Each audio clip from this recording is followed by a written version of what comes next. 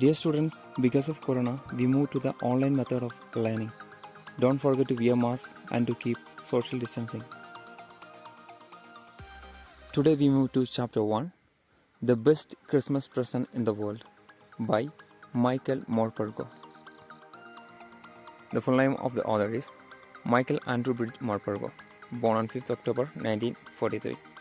He is an English book author, poet, playwright, and librettist. He is known best for children's novels, and one of his main themes was World War I. And today we are going to hear a small story written by Michael Morpurgo, and the main theme is First World War. And let us go to the chapter. The story begins with the author buying a cheap roll-top table from a junk shop. Though it was in a bad condition, the author thought that he would restore it. On Christmas Eve, he started to repair it. The table was of 19th century and was made of oak. The drawers were badly damaged due to fire and water. When the author pulled out the last drawer, it was hard him to open. At last, after a big struggle, he opened it. There he found a secret space.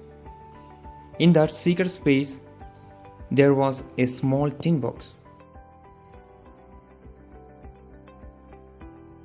On the top of that box it was written, Jim's last letter received January 25th, 1915, to be buried with me when the time comes.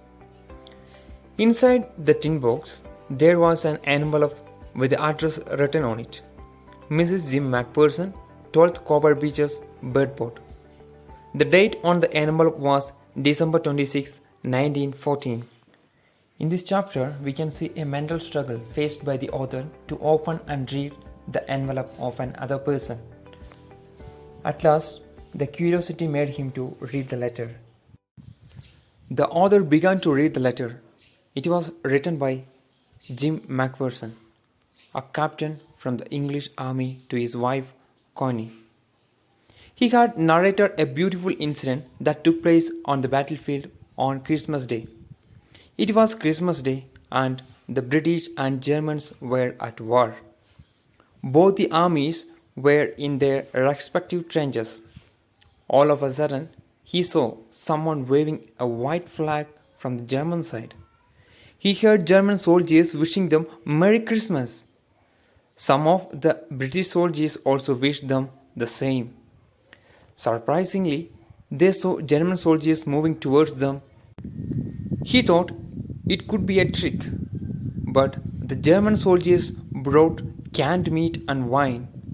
The soldiers were hugging and wishing each other. Hans Wolf, the German officer, shook hands with McPherson. Wolf told him that he was from Dusseldorf and played cello in an orchestra. McPherson told him that he was from Dorset and was a school teacher. Hans Wolf told him that he knew English and Thomas Hardy is his favorite writer. In his book, Far from the Madding Crowd, he has described Dorset. Thus, he knew a lot about Dorset from there. McPherson offered him the cake sent by his wife, Connie. After that, the soldiers played football together. After the match, all of them enjoyed the food and drinks. After all this, they back to their trenches unwillingly. Later at night, both the armies sang carols for a while, and then there was silence. He wrote that these memories are a treasure for his lifetime and hope that the war will end soon. After reading the letter, the author decided to return the letter to Mrs. McPherson. He went to her house in Birdport, Dorset, and found that it was burnt. Mrs. McPherson, 101 years old, was inside the house at the time of the fire. The author comes to know that Mrs. McPherson is now in the nursing home. He finds her sitting on a chair there. When he called her name, Connie, and returned the letter to her, her eyes lit up. She took his hand with eyes filled with tears and said that her Jim kept the promise. The author sat beside her and talked lovingly for long with him. She said that it is the best Christmas present in the world. Now, let us go to the conclusion of the chapter.